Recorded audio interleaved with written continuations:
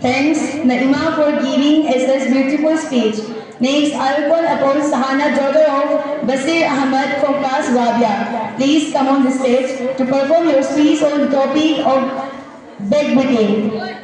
After this, there will be another speech by Raisa, daughter of Ahmad Munir. So please get ready.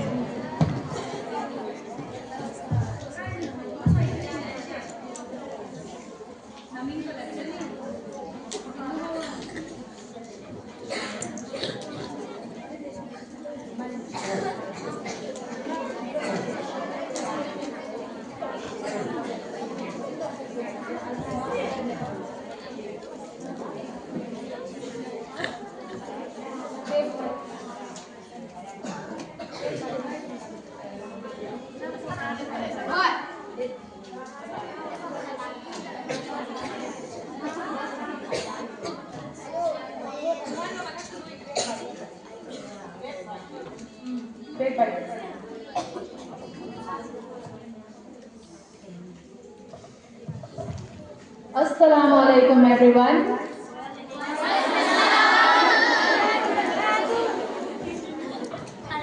Today I want to tell you about something very important in Islam, something that can hurt others and also hurt us. That thing is backbiting. Backbiting means talking about someone when they are not there, saying something they would not like, even if what we say is true, it is still backbiting.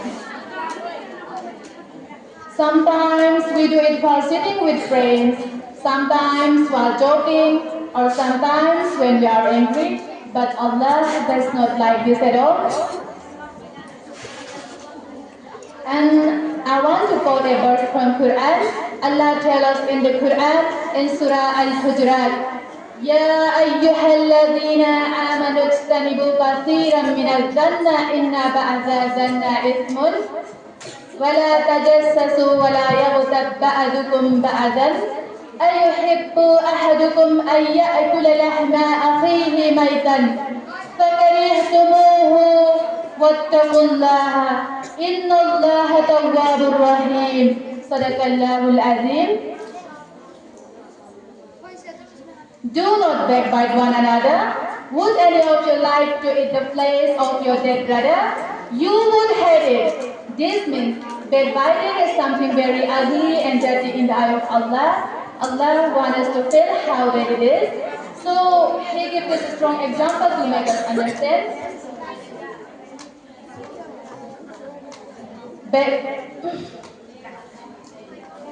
Backbiting can hurt people's heart, it can break friendship, it can make someone cry. Imagine, if someone talked about you behind your back, how would you feel? Sad, hurt, alone.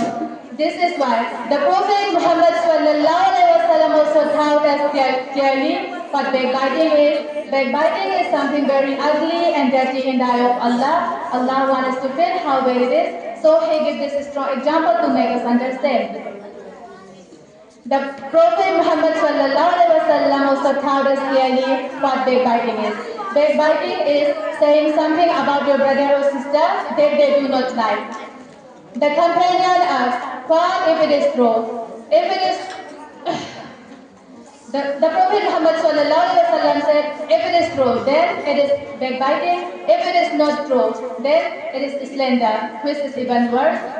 So Islam tells us, if you cannot say it in front of a person, then do not say it behind your back.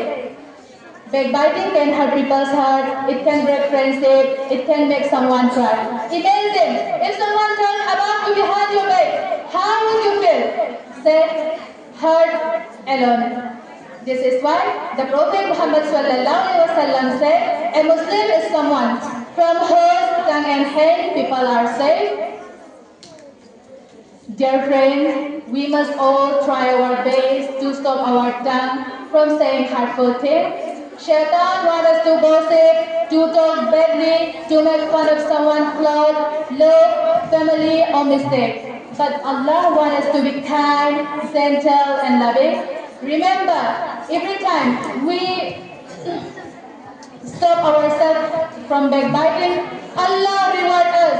every time we protect someone, Allah protect us. So, what can we do to avoid backbiting?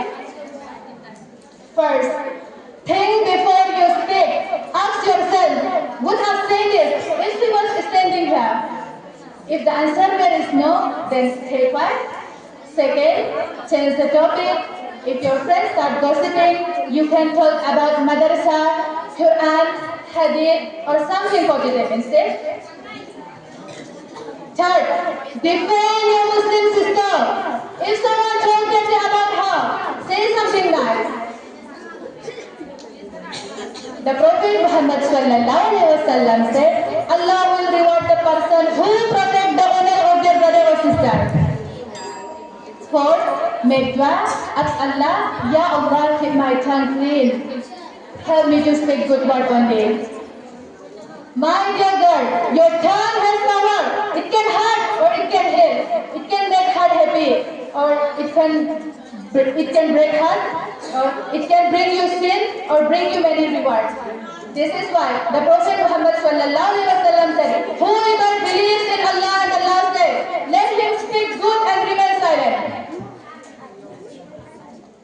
So let us promise today, all of us together, we will not backbite, we will not gossip, we will not hurt anyone with our tongue, we will choose kind word, good word and gentle word only.